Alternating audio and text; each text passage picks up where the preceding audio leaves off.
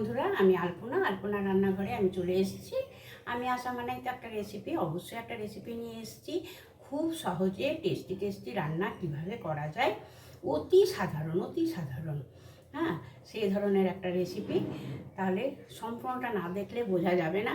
আমি এখন কিছুই বলছি না, আমি এখন কিসের রেসিপি নিয়ে এসেছি সেটা দেখার একান্ত অনুরোধ রইল। আর খুব বেশি ভিডিও হবে না। আর সত্যি কথা কি, একটু ডিটেলসে দেখাতে গেলে একটু বড় হয়েও যায়। যারা রান্নাকে ভালোবেসে দেখবে তারা নিশ্চয়ই সবগুলো দেখবে। আর কেউ যদি এমনি কাজে নিয়ে দেখে তাহলে তার হয়তো ভালো লাগবে না। ঠিক আছে, আমি সব বন্ধুদেরই অনুরোধ করব, একটু ভালোভাবে দেখলে আমার মনে হয় ভালো লাগবে। আর আমার চ্যানেলে পুরনো দিনের রান্না, নতুন রান্না, ভ্যারাইটিস রান্না, পুরনো মানুষের রান্না, মানে আমার ঠাকুমা, আমারই এত বয়স হয়েছে, তার মানে আমার ঠাকুমা মানে কত দিন আগের, সেই ধরনেরও রেসিপি আমার অনেক শেয়ার করা আছে। আগামী দিনে আরও আসবে ধামাকা রেসিপি। নতুন বন্ধুরা প্লিজ চ্যানেলটি সাবস্ক্রাইব করে আমার পাশে থাকার একান্ত অনুরোধ করছি। তাহলে সরাসরি আসা যাক, আমি কিসের রেসিপি নিয়ে এসেছি। রান্নার প্রথমেই আমি মশলা রেডি করব। হ্যাঁ, এখানে তো দই নিয়েছি, বোঝাই যাচ্ছে, ঘরে পাতা টক দই, একদম কাট সুন্দর এই দই নিয়েছি। এখানে একটা পেঁয়াজ একদম কুচি করিনি, এইরকম করে কেটে নিয়েছি। হ্যাঁ, একটা রসুন জাস্ট ছাড়িয়ে নিয়েছি কোয়াগুলো পরিষ্কার করে। আর নিয়েছি 2 পিস কাঁচা লঙ্কা, এই যে 2টো কাঁচা লঙ্কা। এখানে নিয়েছি সামান্য পরিমাণে পোস্ত, 3টে কিশমিশ কুচি করে নিয়েছি, 2টো কাজু কুচি করে নিয়েছি, আর অল্প সামান্য নিয়েছি চারমগজ। বোঝা যাচ্ছে তো, এই যে অল্প সামান্য চারমগজ। তো প্রথমে আর টমেটো, একটা টমেটোকে এইভাবে পিস করে নিয়েছি। আচ্ছা, এবারে কি করব, আমি নিচ্ছি এই যে মিক্সিং বোলে প্রথমে যেটা করব আমি, সেটা দইটাকে বেশ ভালো করে আগে পেস্ট করে নেব, তারপর সব মশলাগুলো একসাথে পেস্ট করে নেব। আমি তাহলে মশলাগুলো রেডি করে নিই। এই যে বন্ধুরা, মশলাটা পেস্ট করে নিয়েছি। হ্যাঁ, এর মধ্যেই আমি সব কিছু অ্যাড করে নেব একসাথে। যেমন এই যে টক দইটাও আমি করে নিয়েছি, মিক্সিতে গ্রেট করে নিয়েছি। এখানে আমি এই টক দইটাও দিয়ে দিলাম। আর দিচ্ছি এখানে আমি সব জিনিস নিয়ে নিয়েছি, যে জিরে আদা লঙ্কা পেস্ট যদি না থাকে বন্ধুরা, তাহলে ওই মশলার সাথে দিয়েই ওটা পেস্ট করে নিয়ে দেওয়া যেতে পারে।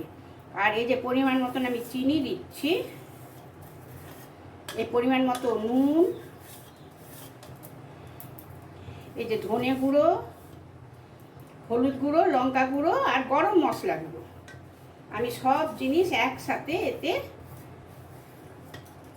মিক্সড করে নেব। গরম মশলা গুঁড়ো যদি না থাকে তাহলে মশলার সাথে দিয়েই গুঁড়ো করে নেওয়া যেতে পারে। আর যদি জিরে গুঁড়ো দেওয়া যায় তাহলে আদাটা এই মশলার সাথে পেস্ট করে নেওয়া যেতে পারে। হ্যাঁ, এটা ভালো করে আমি মিক্স করে রেখে দেব পাশে। এই যে বন্ধুরা, এই বাগদা চিংড়ি নিয়েছি আমি। এই বাগদা চিংড়ি ভালো করে বেছে ধুয়ে একবারে ওপরের খোলাগুলো কিন্তু ছাড়িয়ে নিয়েছি। আর একটা কথা, এইভাবে কিন্তু গলদা চিংড়িও করা যেতে পারে। এই যে এখানে একটা মনে হয় খোসা থেকে গেছে, খোসা কিন্তু একদমই রাখিনি। হ্যাঁ, এটা মাছে একটু থেকে গেছে। এই যে খোসাটা আমি এইভাবে পুরোটা ছাড়িয়ে নিলাম। এই যে এই খোসাগুলো কিন্তু ছাড়িয়ে নিতে হবে, এগুলো থাকলে পরে মাছটা খেতে ঠিক একটা লাগে না, আমার তো ভালো লাগে না। আমি সব খোসা ছাড়িয়ে নিয়েছি। আচ্ছা যাক, এটা ভালো করে আমি মাখিয়ে নিলাম। এটা এই প্রসেসে আপনারা গলদা চিংড়িও রান্না করতে পারেন। এদিকে কড়াই বসিয়ে দিয়ে আমি কড়াইতে তেল দিয়ে দিয়েছি। তেল যতদূর সম্ভব গরম হয়ে গেছে, ঠিকঠাক গরম হয়নি, একটু গরম হওয়ার অপেক্ষায়। তেল গরম হওয়ার পরে মাছটা আমি এর মধ্যে দিয়ে দিলাম। সবগুলো আমি যেটা আজকে রান্না করবো সেই সবগুলো মাছই আমি এর মধ্যে অ্যাড করে দিলাম। খুব বেশি কড়া করে ভাজবো না। হ্যাঁ,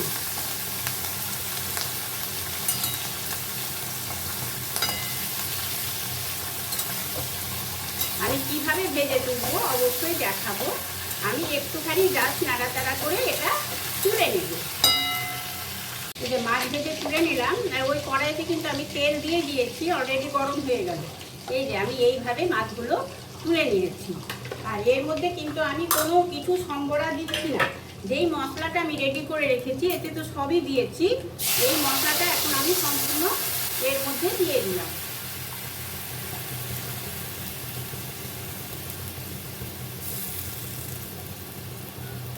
এইভাবে চিংড়ি মাছ একবার রান্না করে দেখবে বন্ধুরা, কি অসাধারণ লাগে। সহজ প্রসেসে সব মশলাই পড়লো, একটু আলাদাভাবে পড়বে। আমি কিন্তু সিম করব না, হ্যাঁ, আমার হাই ফ্লেমেই থাকলো। গ্যাসের বড় চুলাটা হাই করে আমি এভাবে নাড়াচাড়া করে কষিয়ে নিচ্ছি। আর একটা কথা বন্ধুরা, যেমন তেজপাতা যদি দেওয়ার ইচ্ছে থাকে, না দিলেও চলে, তো এটাই কিন্তু কোনো তেজপাতা গোটা দিলে পরে এই জিনিসটা ঠিক ভালো লাগবে না। তাহলে ওই মশলার সাথে তেজপাতা কুচি করে পেস্ট করে নিতে হবে। যদি কারোর মনে হয় তেজপাতা দেবো, আমি যেমন তেজপাতাটা দিইনি। হ্যাঁ, সমস্ত জিনিস ওই মশলার সাথে দিয়ে দিলে এটার টেস্ট কিন্তু হয় সম্পূর্ণ আলাদা, খুব ভালো লাগে। যখন ঠিক এই পর্যায়ে চলে আসবে তখন আমি সেই গ্যাসটাকে একটু মিডিয়াম ফ্লেম করে দেবো। হ্যাঁ, আর এই যে ভাজা চিংড়িটা আমি এর মধ্যে অ্যাড করে দেবো, দিয়ে একটু ভালো করে কষিয়ে নেব।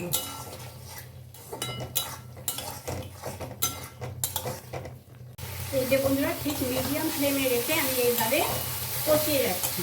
এটা কম করেও আরও 1.5 থেকে 2 মিনিট কষাতে হবে। আরও ভালো করে কষিয়ে নিয়ে তখন আমি সামান্য জল দেবো, কারণ আমি গায়ে গায়ে গ্রেভি করবো। কেউ যদি ভাবে এইভাবে রাখবে তাহলে এইভাবেও রাখা যায়, হ্যাঁ, কিন্তু আমি গায়ে গায়ে একটু গ্রেভি করবো, তার জন্য একটু আমি জল ব্যবহার করব। আরও আমি 1 থেকে 1.5 মিনিট কষিয়ে নেব।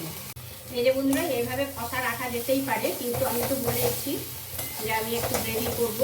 তো প্রায় আমি 1.5 মিনিট পরেই ফিরে আসলাম। হ্যাঁ, এবারে আমি সামান্য ফোটানো জল এর মধ্যে অ্যাড করছি।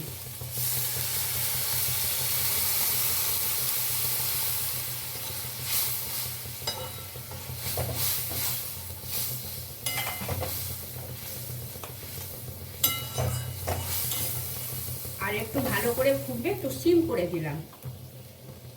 এই যে বন্ধুরা, পারফেক্ট হয়ে গেছে। আমি কিন্তু আর করবো না, গ্রেভি এরকম থাকবে। আর এতে তো আর কিছু দেওয়ার ব্যাপার নেই, গরম মশলা কি ঘি কিচ্ছু দেওয়ার ব্যাপার নেই। এবারে আমি গ্যাসটা অফ করে দিলাম, দিয়ে আমি সার্ভ করে নেব। এই যে বন্ধুরা, আমি এবারে সার্ভ করে নেব। আমি সার্ভিং বোল নিয়ে নিয়েছি। তার আগে আমি একটা ছোট্ট কথা বলে দিচ্ছি। এই যে এটা হচ্ছে বাল্বের ফুলদানি। এটা আমি 78-এই আমার বিয়ে হয়। আমি 78-এ এটা বানিয়েছি। আমার বড় জামাইবাবু সব জোগাড় করে দিয়েছিল। এটা হচ্ছে, এখানে স্টোভ বাটি দিয়েছি আর এখানে দিয়েছি বাল্ব। হ্যাঁ, এই দিয়ে আমি এটা বানিয়ে নিয়েছি ক্রুশ দিয়ে। কেমন হলো অবশ্যই বলবে বন্ধুরা, বহুদিনের হয়ে গেছে কিন্তু এটা। এই যে বন্ধুরা, এইভাবে আমি সার্ভ করে নেব।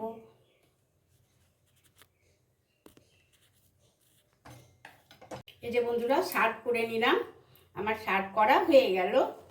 অসাধারণ স্বাদে দই চিংড়ি কেমন হলো অবশ্যই জানাবে বন্ধুরা, কমেন্টের আশায় রইলাম। তাহলে কমেন্ট করে অবশ্যই জানাবে আমার আজকের রেসিপিটি কেমন হলো। ঠিক বোঝা যাচ্ছে তো বন্ধুরা? তাহলে নতুন বন্ধুরা প্লিজ চ্যানেলটি সাবস্ক্রাইব করে আমার পাশে চলে আসার অনুরোধ রইল। আর পুরনো বন্ধুদের অশেষ ধন্যবাদ। কিন্তু বন্ধুরা, সরে গেলে তো চলবে না, হাত ধরেছ, হাত ধরেই থাকতে হবে। তাহলে আজকের মতো আসি, বাই, টাটা।